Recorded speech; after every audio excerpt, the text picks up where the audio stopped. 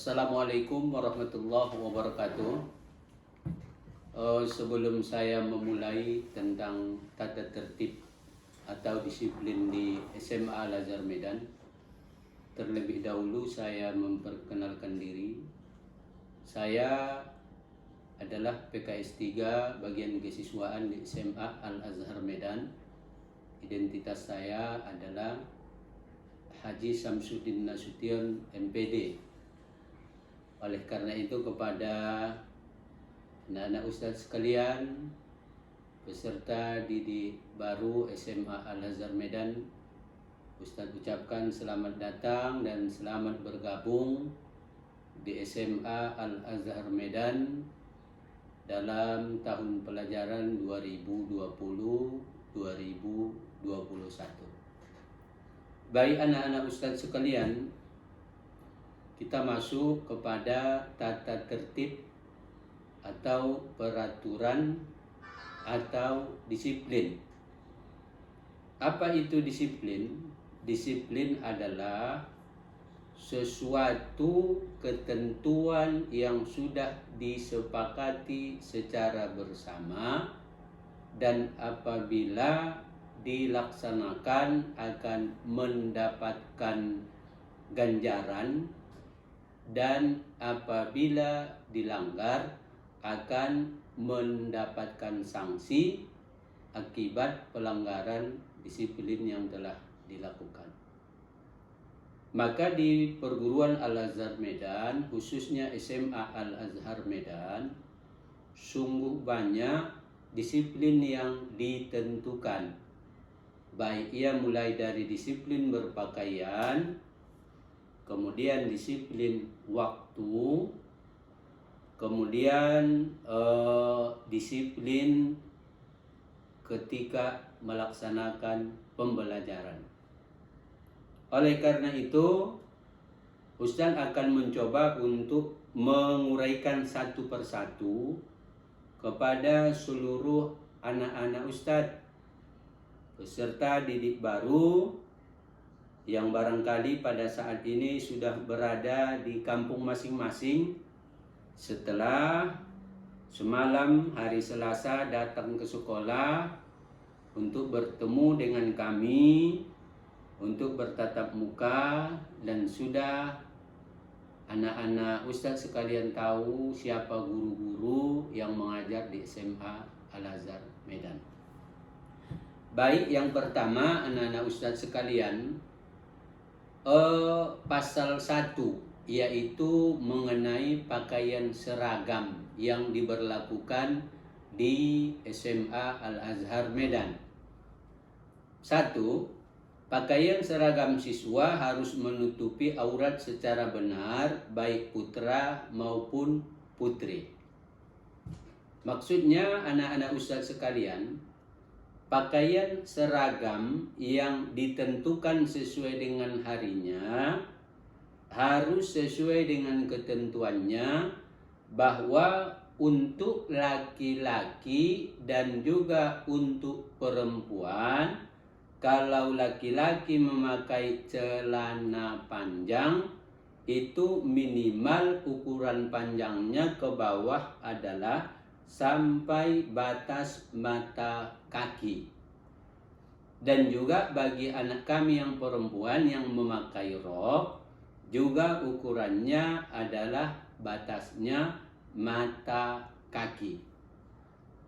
Maka di SMA Al-Azhar Medan, kita di samping memakai sepatu warna hitam yang terbuat dari kain, juga dia memakai kaus kaki yang batasnya adalah sampai pangkal betis.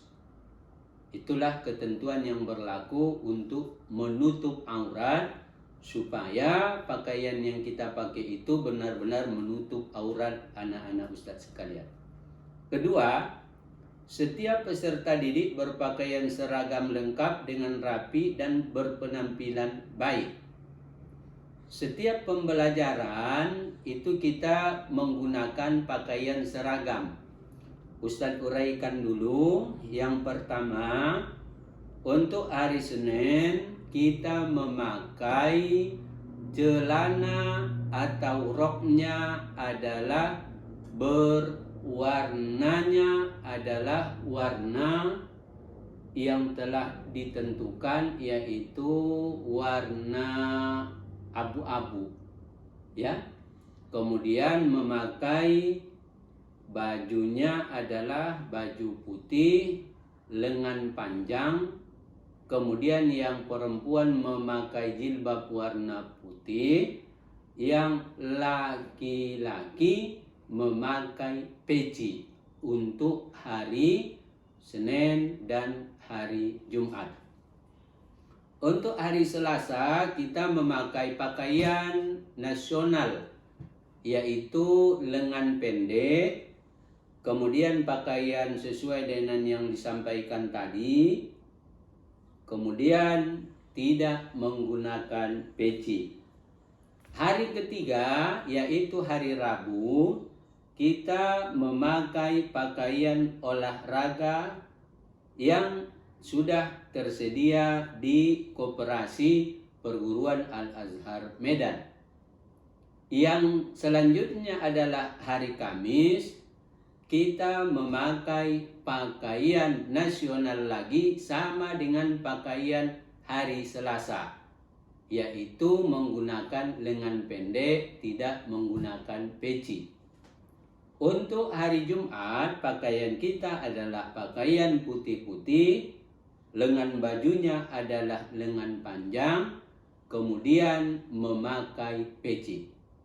Untuk hari Sabtu kita menggunakan pakaian pramuka lengkap dengan atributnya, yaitu atribut pramuka itu adalah gudeb, gugus depannya, yaitu gugus depan kita 07477 07478. Kemudian dia ada juga menggunakan simbol, yaitu Sumatera Utara. Kemudian di bawahnya adalah Kota Medan. Lengkap atributnya dipakai. Cuman untuk peserta didik baru selama 6 bulan tidak memakai kacu. Setelah dilantik baru berhak untuk menggunakan kacu, maka sebelum dilantik maka tidak memakai kacu walaupun memakai pakaian pramuka. Selanjutnya, Ustadz, jenis pakaian seragam itu ada di pasal 2. 1. A. Model pakaian seragam ditentukan berdasarkan hari yang bersangkutan. Tadi udah Ustadz sampaikan. Kedua, mengenakan tali pinggang warna hitam. Ustadz ulangi, menggunakan tali pinggang warna hitam. Di luar dari tali pinggang warna hitam nanti akan diambil dan disimpan oleh wali kelas. Kemudian nanti setelah menunjukkan mempunyai tali pinggang warna hitam, baru kemudian dikembalikan. Yang C, memakai sepatu kain warna hitam dengan kaos kaki warna putih. Selanjutnya yang D, bagi peserta didik perempuan setiap hari mengenakan jilbab warna putih, kecuali hari Sabtu memakai jilbabnya warna coklat yang disesuaikan dengan pakaian pramuka yang dipakai pada hari Sabtu. Baik, anak-anak Ustadz sekalian, yang E, setiap hari Senin dan Jumat siswa putra memakai kopiah warna hitam polos. Apa yang dimaksud dengan warna hitam polos? Bahwa peci yang kita pakai itu tidak menggunakan bordiran-bordiran. Contohnya adalah peci-peci yang dipakai di berbagai daerah. Tidak boleh, jadi pecinya seperti ini dia, polos ya.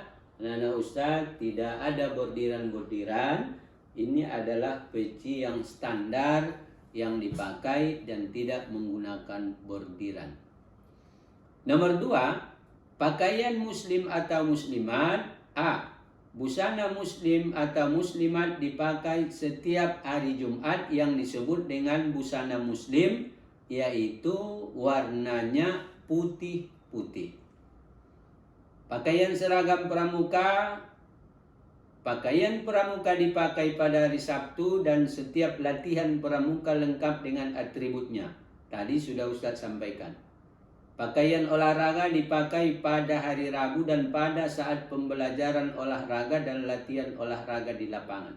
Maksudnya, anak-anak Ustadz, umpamanya ada jam pembelajaran di kelas dengan guru olahraga, kemudian dilanjutkan dengan kegiatan di lapangan yang sifatnya adalah praktek, maka anak-anak Ustadz juga semua harus menggunakan pakaian olahraga yang standar sesuai dengan perguruan Al-Azhar Medan. Selanjutnya, yang C, pakaian praktikum dipakai pada saat praktek di laboratorium. Apabila anak-anak Ustadz umpamanya ada praktek seperti praktek kimia, praktek kimia, praktek biologi, maka anak-anak Ustadz semua harus menggunakan baju praktikum, yaitu warnanya putih. Dan itu bisa didapatkan pakaian tersebut di sarana kita, yaitu Koperasi Perguruan Al-Azhar Medan. Pasal 3, disiplin tepat waktu dan kehadiran di sekolah. 1. A. Semua tugas diselesaikan harus tepat waktu. Anak-anak Ustadz, ketika anak-anak Ustadz diberikan tugas oleh guru di sekolah, diselesaikan sesuai dengan waktu yang telah ditentukan oleh guru tersebut. B. Tugas yang dimaksud mencakup pekerjaan rumah dan tugas-tugas yang diberikan guru di bidang studi, baik yang dikerjakan di sekolah, di rumah maupun saat kegiatan di lapangan. Anak-anak Ustadz, tugas ini kan ada bermacam-macam. Pertama, yaitu tugas yang dikerjakan di kelas. Ada juga tugas yang diberikan guru itu namanya tugasnya PR, yaitu pekerjaan rumah, dikerjakannya di rumah, kemudian dikumpul tugasnya di sekolah. Ada yang ketiga, yaitu tugasnya itu tidak di rumah, tidak di kelas, tapi tugas itu dikerjakan di lapangan. Umpamanya, ketika anak-anak Ustadz belajar di luar dari ruangan, maka tugas yang diberikan oleh guru ketika berada di lapangan itu harus diselesaikan tepat waktu sesuai dengan waktu yang telah ditentukan oleh guru. Kemudian, nomor 2, setiap peserta didik harus dengan tertib dan tepat waktu masuk sekolah dan masuk kelas. Anak-anak Ustadz sekalian, kita di SMA Al-Azhar Medan ini adalah sekolah disiplin yang tidak bisa ditawar-tawar. Kehadiran anak-anak Ustadz di sekolah itu adalah merupakan prioritas utama yang harus diawasi oleh wali kelas. Kemudian, setiap peserta didik wajib mengikuti upacara bendera dan semua acara yang diprogramkan oleh sekolah, baik itu upacara yang dilakukan oleh unit SMA Al-Azhar maupun yang dilakukan oleh perguruan. Karena upacara kita itu anak-anak Ustadz ada 2 macam. Pertama adalah upacara unit namanya. Kemudian yang kedua adalah upacara gabungan. Umpamanya ketika upacara 17 Agustus itu semua gabung. ada unit SD, ada unit SMP, ada unit SMA, bahkan bergabung dengan universitas untuk melaksanakan upacara itu namanya gabungan. Ada upacara unit khusus SMA Al-Azhar Medan, itu biasanya digilir dalam 1,5 bulan. Itu kita mendapat 1 hari giliran untuk upacara di lapangan setiap hari Senin. Ya, jadi dia Seninnya itu bergantian dengan unit lain. Ada juga yang namanya upacara di kelas, itu rutin. Setiap hari Senin kita melaksanakan upacara di kelas, kecuali kita sudah melaksanakan upacara unit atau upacara gabungan seluruh perguruan Al-Azhar Medan. Kemudian selanjutnya, setiap peserta didik harus hadir setiap hari efektif jam 7.15 WIB. Jadi kita anak-anak ustadz masuknya itu 7.15 WIB, dan kita 7.15 WIB itu disebut dengan jam wali kelas. Selanjutnya, setiap peserta didik harus berada di sekolah 15 menit sebelum lonceng berbunyi. Lonceng berbunyi itu adalah 7.15, berarti anak-anak ustadz sekalian jam 7 sudah berada di kelas untuk menunggu kedatangan wali kelas di kelas masing-masing.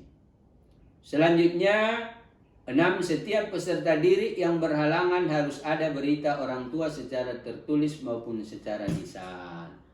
Anak-anak ustadz, umpamanya ada halangan tidak bisa datang, maka harus ada laporan ke sekolah. Apalagi sekarang ini zamannya sudah canggih. Kalau dulu adalah melalui surat tertulis, tapi kalau sekarang ini sudah bisa menggunakan WA ataupun SMS yang ditujukan kepada wali kelas sebagai bukti bahwa kita tidak datang karena ada halangan. Kemudian nomor 7, apabila berhalangan sakit selama 3 hari harus ada berita dari orang tua secara tertulis yang dibuktikan dengan surat dokter. Kalau umpamanya anak-anak ustadz sekalian ada yang sakit, karena ini kan tidak bisa dielakkan. Kalau sudah memang waktunya kita sakit. Itu kalau kita sakit dalam rangka waktunya 3 hari, ketika kita datang ke sekolah harus membawa surat keterangan sakit dari dokter. Atau ketika kita ke dokter, kemudian dokter menganjurkan kita 3 hari untuk istirahat di rumah, surat tersebut kita kirimkan ke sekolah melalui teman atau dipoto melalui WA, dikirimkan kepada wali kelas. Kemudian nomor 8, setiap peserta didik yang meninggalkan sekolah pada waktu jam belajar berlangsung karena sakit atau alasan lainnya harus ada izin dari sekolah. Setiap siswa yang sudah masuk ke sekolah dari jam 7.15 sampai kita pulang jam 16.30, kalau ada kegiatan ekskul ataupun kegiatan bimbingan, maka setiap siswa yang mau keluar dari perguruan Al-Azhar Medan harus menggunakan surat izin yang disebut dengan surat izin dari piket untuk keluar, yang ditandatangani oleh 1 wali kelas, kemudian yang kedua adalah guru piket, yang ketiga adalah PKS 3 bidang kesiswaan, yang keempat adalah wakil kepala sekolah bidang akademik ataupun PKS 1, baru boleh keluar. Dan syarat berikutnya adalah wajib dijemput oleh orang tua atau wali atau yang diwakilkan oleh orang tua setelah dikonfirmasi ke pihak sekolah untuk pulang karena kondisi dalam keadaan sakit atau berhalangan lainnya. Pamannya ada yang perlu darurat, ada yang meninggal, atau ada barangkali acara yang perlu harus dihadiri, cuman dia datang ke sekolah dulu, itu harus ada yang menjemputnya. Pasal 4, kesiapan belajar. 1. Mengacu pada akhlakul karimah dalam sikap, perkataan, dan perbuatan, baik dalam pembelajaran, latihan, maupun pergaulan. Jadi, dalam segala aspek kehidupan kita sebagai siswa perguruan Al-Azhar Medan itu harus menampilkan akhlakul karimah. Baik berada di sekolah, baik itu berada di lingkungan sekolah, baik itu berada di luar dari lingkungan sekolah, seperti di rumah dan lingkungan rumahnya, dia tetap menampilkan perilaku akhlakul karimah. Kedua, setiap pembelajaran diawali dengan doa, ya. Sebelum kita belajar, kita terlebih dahulu berdoa di pagi hari. Apa itu sebelum berdoa kita? Banyak yang kita baca dulu. Yang pertama adalah ayat kursi. Kemudian selanjutnya adalah surah Al-Fatihah. Kemudian selanjutnya Asmaul Husna. Kemudian selanjutnya baru dimulai dengan doa belajar. Itu rutin setiap hari. Setiap hari. Tidak ada pembelajaran yang dilakukan terkecuali diawali dengan doa. Selanjutnya, nomor 4, setiap peserta didik dengan tertib memasuki kelas dan mengucapkan salam dan menempati tempat duduk yang telah ditetapkan, yang disesuaikan sesuai dengan denah yang sudah ada. Jadi di kelas itu juga ada denahnya. Denah itu dibuat oleh pengurus kelas, yaitu ketua kelas dan perangkat-perangkatnya. Kemudian denah kelas ini dilaporkan ke wali kelas. Kemudian wali kelas nanti akan mengatur sesuai dengan ketentuan yang sudah ditentukan dalam denah kelas tersebut. Selanjutnya, anak-anak ustadz sekalian, setiap peserta didik dalam bergaul harus menggunakan sopan santun. Ya, sopan santun. Apalagi kita di sini itu kan ada kelas 10, di atas kelas 10 kelas 11, atas kelas 11 kelas 12. Yang lebih muda harus menghormati lebih tua, dan yang tua harus menyayangi kepada yang lebih muda. Ini adalah dalam rangka menghadiskan Rasul, hadis Rasul yang mengatakan, tidaklah tergolong dari kelompok kami orang yang tidak hormat kepada yang lebih tua, orang yang tidak sayang kepada yang lebih muda, dan tidak hormat kepada orang yang lebih tua. Kemudian selanjutnya adalah pasal 5, waktu istirahat. 1. Secara rutin peserta didik dapat keluar kelas setelah ada isyarat lonceng yang dibenarkan oleh guru. Jadi di SMA Al-Azhar Medan ini kita menggunakan bel. Ya, bel. Jadi bel itu adalah isyarat untuk melakukan kegiatan, baik itu pertukaran jam ataupun istirahat, adalah menggunakan bel. Kemudian setiap keluar kelas harus dilakukan dengan tertib dan sopan. Jadi ketika kita keluar kelas itu tidak boleh dorong-dorongan, harus keluar dengan sopan. Dan sudah tradisi di SMA Al-Azhar Medan ini, yang duluan keluar itu adalah yang putri, baru kemudian yang putra. Selanjutnya, nomor 3, sewaktu istirahat peserta didik tidak dibenarkan keluar kampus dan tidak juga dibenarkan berada di kelas. Walaupun suasananya sudah istirahat, siswa tidak boleh keluar pagar.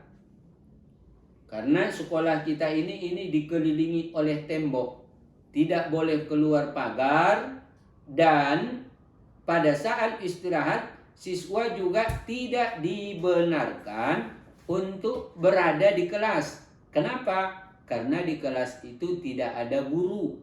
Nah, maka siswa keluar kelas semua dalam rangka untuk istirahat.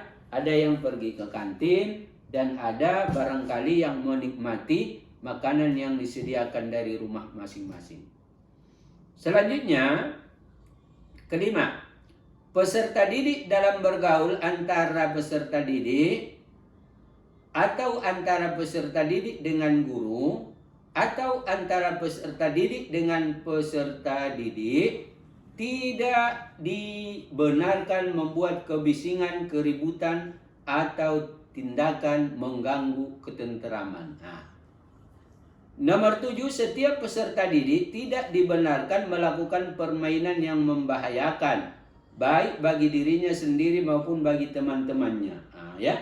Jadi SMA Al-Azhar tidak membenarkan kepada siswanya untuk melakukan kegiatan-kegiatan yang berbahaya terhadap dirinya maupun berbahaya untuk orang lain. 8. Setiap peserta didik tidak dibenarkan melakukan permainan yang bersifat taruhan. Karena ini bertentangan dengan ajaran agama kita, agama Islam. Tidak boleh melakukan permainan yang sifatnya taruhan atau permainan-permainan yang tidak membawa manfaat. Karena kita di sini adalah sekolah. Pasal 6, sholat berjamaah. 1. Setiap peserta didik wajib sholat zuhur berjamaah di Masjid Ar-Rahman sesuai dengan giliran yang telah ditetapkan unit masing-masing.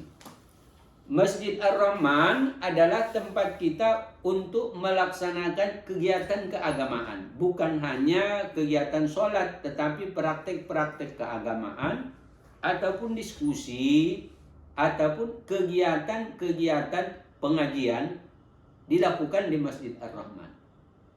Maka kepada siswa seluruh perguruan Al-Azhar Medan, itu ada giliran-gilirannya untuk melaksanakan sholat, baik itu zuhur maupun asar.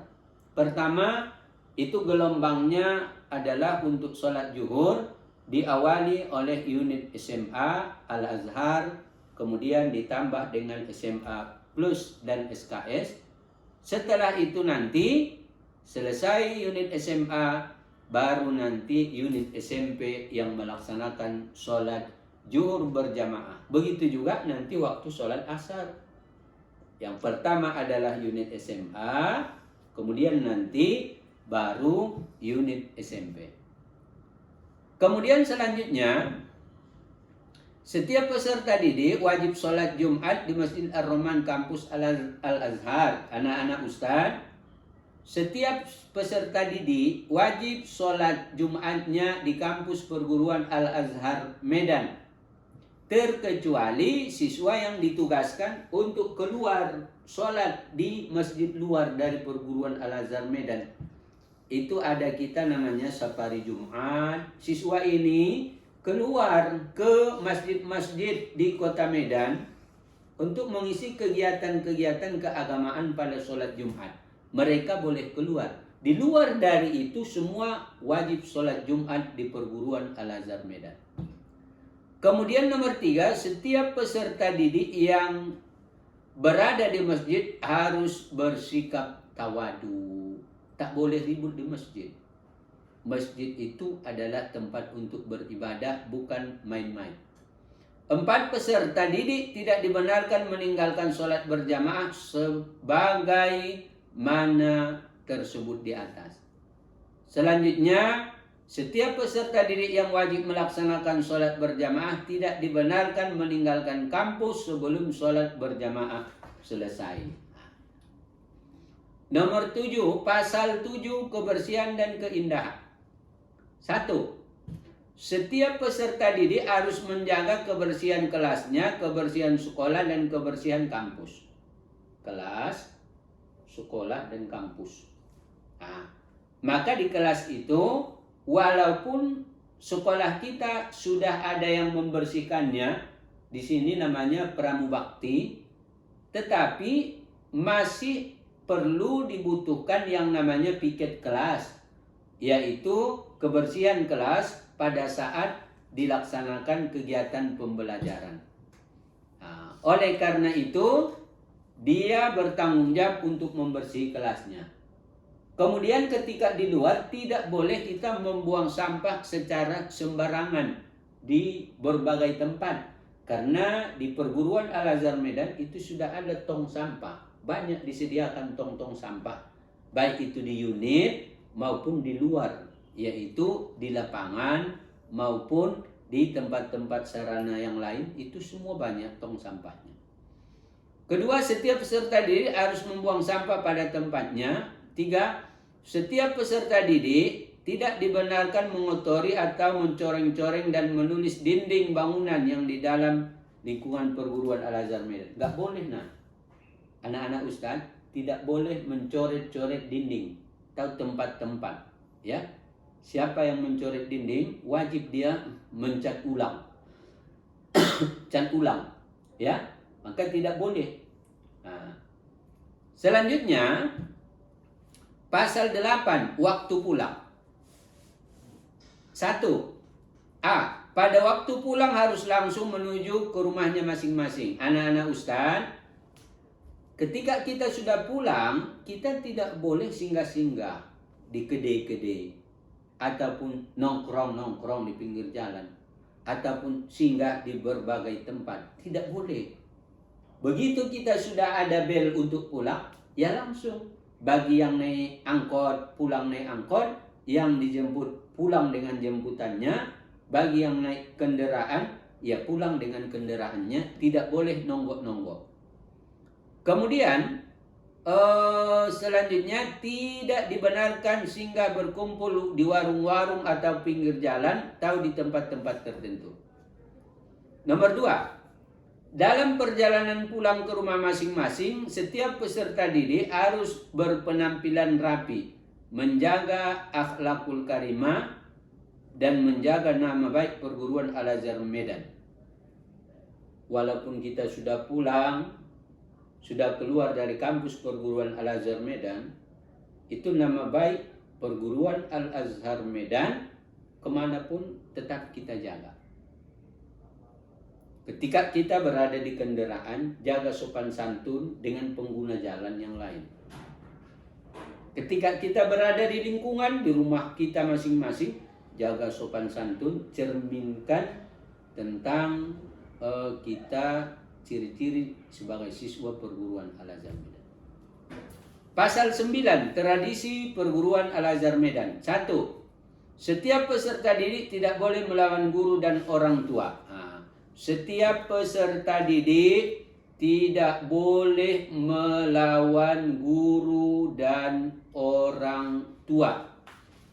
Maka di SMA dan juga di perguruan Al-Azhar Medan ini ada yang disebut dengan niat siswa dan ada ciri-ciri siswa. Niat siswa 1, siap dididik dan ditempa menjadi intelektual muslim dan muslim yang intelektual. Kedua, siap menerapkan dan membiasakan ciri-ciri siswa Al-Azhar Medan di dalam kehidupannya sehari-hari. 3, siap melaksanakan tata tertib siswa perguruan Al-Azhar Medan. Ciri-ciri siswa Al-Azhar Medan: 1, menegakkan sholat 5 waktu dan rutin membaca Al-Quran. Rutin. 2, tidak melawan guru dan orang tua, mengikuti nasihat guru dan orang tua dengan hormat dan ikhlas.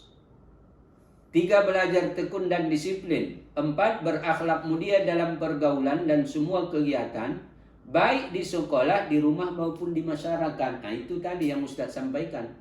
Walaupun sudah pulang, nama baik perguruan Al-Azhar Medan itu tetap harus kita junjung. 5, rapi dalam penampilan dan membudayakan hidup bersih. Selanjutnya, tradisi yang nomor 3, setiap peserta didik harus mengucapkan salam ketika bertemu.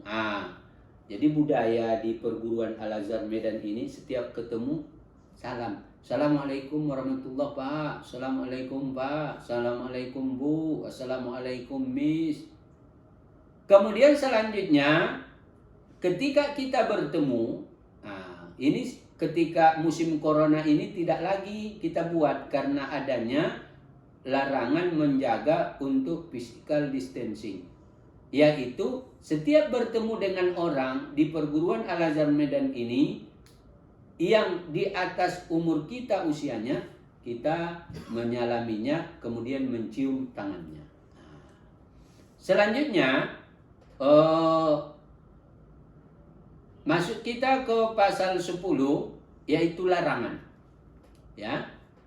Pertama, peserta didik dilarang berambut gondrong. Ustaz, anak-anak Ustaz sekalian, di perguruan Al-Azhar Medan ukuran rambutnya bagian sampingnya adalah ukurannya 1 ruas jari. Kalau di atas itu 2 ruas jari. Ditarik. Lebih dari itu dipotong. Maka di SMA Al-Azhar Medan ini ada yang namanya pangkas bulanan yang rutin dilakukan. Jadi nanti diundang tukang pangkas dari luar, itu biasanya 3 orang. Jadi setiap bulan itu siswa Al-Azhar itu dipangkas rambutnya. Serentak semua. Kedua, peserta didik dilarang merokok atau membawa rokok ke sekolah. Ingat anak-anak Ustaz, tidak boleh merokok di perguruan Al-Azhar Medan. Bahkan di tempat-tempat yang ada di perguruan Al-Azhar Medan ini, itu ada banyak tulisan dilarang merokok, dilarang merokok, dilarang merokok. Di SMA Al-Azhar Medan tidak boleh merokok dan bahkan ini adalah pelanggaran disiplin berat. Ketiga, peserta didik dilarang menghisap ganja dan menggunakan obat terlarang, semua jenis alkohol dan narkotika dan membawanya ke sekolah. Merokok aja tidak boleh. Apalagi yang namanya mengkonsumsi yang menghisap ganja dan segala jenisnya tidak boleh di perguruan Al-Azhar Medan. Kemudian yang keempat, peserta didik dilarang meminum minuman keras atau membawanya ke sekolah. Kalau kedapatan siswa Al-Azhar Medan di luar dari sekolah mengkonsumsi miras, itu di sekolah nanti akan kita lakukan pembinaan terhadap penegakan disiplin yang sudah dilarang, yaitu pasal 10 larangan nomor 4. Larangan nomor 5, peserta didik dilarang membawa benda tajam atau benda lain yang dapat dipergunakan untuk mencederai orang lain. Tak boleh membawa pisau, tidak boleh membawa benda-benda yang tajam. Bahkan di SMA Al-Azhar Medan itu dilarang membawa penggaris yang bahan dasarnya dari besi ataupun sejenisnya, karena itu bisa melukai orang lain. Kalaupun kita membawa penggaris, bawalah penggaris yang terbuat dari plastik atau dia berbahan kayu. Selanjutnya, peserta didik dilarang membaca buku porno atau membawa buku porno atau gambar porno ke sekolah. Dilarang, tidak boleh. Selanjutnya, peserta didik dilarang mengambil atau mempergunakan milik peserta didik lain tanpa seizin pemiliknya. Jadi, kalau kita mau menggunakan milik orang lain, silakan. Tapi syaratnya kita harus minta izin dulu. Minta izin, kita minta kepada pemiliknya. Kalau dia izin, ya boleh kita pakai. Kalau dia tidak izin, tak boleh kita pakai. Kalau tetap kita pakai juga tanpa seizin pemilik, berarti kita sudah dikelompokkan kepada mencuri atau pemaksaan terhadap milik orang lain. Jadi boleh sih dipakai, tapi dia harus diminta. Selanjutnya, peserta didik dilarang berkelahi dengan sesamanya maupun dengan pihak lain, baik di sekolah maupun di luar sekolah. Tidak boleh berkelahi. Semua masalah yang ditimbulkan akibat ketidakcocokan ataupun tidak sepaham tentang satu masalah bisa diselesaikan dengan cara musyawarah. Kalau umpamanya anak ustadz dalam kondisi mengalami tekanan dari orang lain yang akan mengakibatkan terjadi perkelahian, ya sampaikan ke wali kelas. Wali kelas nanti akan mengadakan mediasi, yaitu perdamaian di antara kita yang punya masalah ini. Nah, maka di sini tidak boleh berkelahi. Selanjutnya, peserta didik dilarang tawuran atau melibatkan diri dalam tawuran. Nah, maka SMA Al-Azhar Medan tidak toleransi terhadap siswa yang mengadakan tawuran di manapun. Jadi anak-anak ustadz, kalau umpamanya ada orang tawuran, jangan ikut-ikutan atau mencoba untuk memulai untuk tawuran, jangan.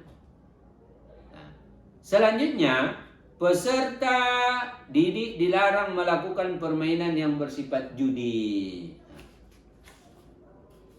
Kemudian anak-anak ustadz, yang nomor 11, peserta didik dilarang melakukan perbuatan yang melanggar hukum syariat dalam pergaulan dengan lawan jenis. Tidak boleh di SMA Al-Azhar Medan yang namanya pacaran. Pacaran tidak boleh. Ya, bolehkah Ustadz saya kenalan sama lawan jenis? Boleh, tapi pacaran tidak dibenarkan. Peserta didik dilarang membawa kendaraan roda 2 ke kampus Al-Azhar Medan. Anak-anak ustadz, boleh kita membawa roda 2, boleh membawa roda 4, tidak boleh dibawa ke kampus Al-Azhar. Kita sediakan tempatnya di luar, yaitu di kampus SDBI atau SD Model di dekat GOR. Jadi tidak di lokasi SMA Al-Azhar Medan. Dia posisinya adalah di sebelah kiri jalan, sementara sekolah kita adalah di sebelah kanan. Jadi kendaraannya ditempatkan di sana. Nah, itu diawasi oleh Satpam yang bernama Bang Dalil. Jadi dari kita parkir sampai nanti pulang, itu kendaraan kita akan diawasi. Nah, dan kita pun itu menggunakan kartu yang sudah disediakan oleh sekolah. Kemudian, peserta didik dilarang menggunakan perhiasan yang menyolok. Itu tidak boleh. Bolehkah kita memakai perhiasan? Boleh, tapi tidak mencolok. Umpamanya dibawanya jamnya ke sekolah, harganya 5 juta. Atau dia memakai perhiasan yang mencolok, pakai cincin yang sampai cincinnya itu membuat orang tergiur untuk mengambilnya, ataupun terlihat orang sudah aneh. Boleh menggunakan cincin kecil? Boleh. Nah. Kemudian membawa uang berlebih ke sekolah juga. Apabila kedapatan ada orang membawa uang berlebih ke sekolah, atau dia membawa perhiasan ke sekolah, nanti barang-barang yang kita bawa akan diambil oleh wali kelas, kemudian dikasihkan kepada PKS 3, kepada ustadz, dan nanti diambil oleh orang tuanya melalui PKS 3 bagian kesiswaan dengan membuat surat perjanjian siswa untuk tidak membawa barang-barang perhiasan atau uang yang berlebih ke sekolah. Kenapa ini dilarang? Satu, Kalau ada orang membawa perhiasan berlebih ke sekolah atau uang ke sekolah yang berlebih, itu akan menjadi pusat perhatian dari orang lain, mengganggu untuk proses kegiatan belajar mengajar. Bagi yang membawa uang berlebih ke sekolah ataupun membawa perhiasan berlebih ke sekolah, itu kan dia untuk menjaga barang yang dibawanya ini akan memecah konsentrasi dia untuk belajar. Kenapa? Takut hilang. Selanjutnya, peserta didik dilarang membawa uang yang berlebih. Tadi udah Ustaz sampaikan. Peserta didik dilarang membawa barang elektronik seperti HP dan segala jenis alat komunikasi yang dia alat komunikasinya sudah menggunakan kamera ataupun memakai memori card. Dengarkan anak Ustaz. Boleh kita membawa HP ke sekolah di SMA Al-Azhar Medan, tapi HP-nya itu adalah HP yang khusus untuk telekomunikasi, tetapi itu pun hanya dipergunakan pada saat kita berada di luar dari jam pembelajaran. Kalau handphone tidak boleh dibawa ke sekolah. Laptop tidak boleh dibawa ke sekolah. Alat-alat elektronik lainnya tidak boleh dibawa ke sekolah. Terkecuali ada waktu yang ditentukan oleh guru bidang studi untuk membawa elektronik ke sekolah seperti handphone ataupun laptop. Itu perlu umpamanya Pak Danu sebagai guru TIK menyuruh untuk membawa laptop. Anak-anak Bapak besok bawa laptop ke sekolah, kita mau melaksanakan praktek untuk pengeditan video. Ya bawa, tetapi itu gurunya sudah dilaporkannya ke PKS 3 bahwa di kelas ini ada kelas yang membawa laptop. Jadi secara umum sudah diketahui oleh fungsionaris SMA dan juga guru bidang studi. Kemudian peserta didik dilarang mengikuti atau menjadi anggota organisasi kelompok-kelompok apapun, terkecuali OSIS, organisasi yang sudah ada di sekolah. Ya. Maka apabila mereka ada yang ikut yang namanya kelompok-kelompok geng dan segala macam, itu kita akan mengeluarkan siswa tersebut dari SMA Al-Azhar Medan. Kemudian selanjutnya, sanksi yang diberikan kepada pelanggaran disiplin. 1. Setiap peserta didik yang melanggar tata tertib akan dikenakan sanksi hukuman yang setimpal, berbagai jenis. Ya, maka sanksi itu ada yang namanya pelanggaran ringan, ada pelanggaran berat. Pelanggaran berat itu adalah dengan pemecatan. Apa yang menyebabkan di SMA Al-Azhar Medan siswa dipecat? 1. Siswa yang melakukan perzinahan ataupun melakukan kegiatan-kegiatan yang mengarah kepada perzinahan. Yang kedua, siswa kedapatan mabuk. Yang ketiga, siswa mencuri. Selanjutnya, siswa yang mengikuti kelompok tertentu, baik itu di sekolah maupun di luar dari kampus perguruan Al-Azhar Medan. Inilah yang termasuk dosa-dosa besar. Kemudian adalah berjudi, melakukan perzinahan, kemudian pencurian, termasuk semuanya itu adalah kelompok dosa besar yang apabila dilakukan menyebabkan kita akan dikeluarkan dari SMA Al-Azhar Medan ini dengan surat pindah.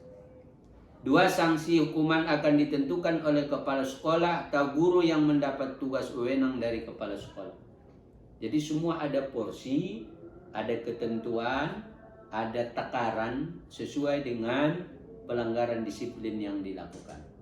Baik anak-anak ustadz sekalian, peserta didik baru tahun pelajaran 2020-2021, mungkin mengenai persoalan tata tertib siswa, hanya itu yang bisa Ustadz sampaikan. Ustadz berharap kepada anak-anak Ustadz, siswa atau peserta didik baru ini supaya bisa mengikuti disiplin dan tata tertib yang ditentukan di perguruan Al-Azhar Medan. Supaya apa? Supaya kita bisa selamat sampai ke tujuan, nanti kita selesai dari SMA Al-Azhar Medan tidak mendapatkan cacat apa-apapun dalam disiplin. Terkhusus kepada peserta didik yang melanggar disiplin, yang pelanggaran disiplinnya belum selesai yang namanya hukuman, tidak akan diberikan surat keterangan berkelakuan baik dari pihak sekolah pada saat dia nanti akan menamatkan dari SMA Al-Azhar Medan. Demikian anak-anak Ustadz sekalian, kiranya apa yang Ustadz sampaikan tadi bermanfaat. Selamat bergabung kepada anak-anak Ustadz sekalian di mana-mana pun berada pada saat ini. Karena ini adalah situasi dan kondisi pada saat yang sangat sulit, yaitu masa pandemi 19. Maka kepada anak-anak Ustadz sekalian, belajar dengan baik di rumah, belajar dengan tekun di rumah, dan kita berharap kiranya wabah ini diangkat oleh Allah Subhanahu wa Ta'ala, dan kita bisa masuk ke sekolah secara normal, tidak melakukan pembelajaran seperti daring. Demikian yang dapat Ustadz sampaikan. Salam Ustadz kepada seluruh orang tua dimanapun berada. Salam kepada mereka, mudah-mudahan dalam keadaan sehat dan dalam keadaan sehat walafiat. Dan juga anak-anak kami kiranya menjadi anak yang soleh dan solihah. Billahi taufiq wal hidayah. Wassalamualaikum warahmatullahi wabarakatuh.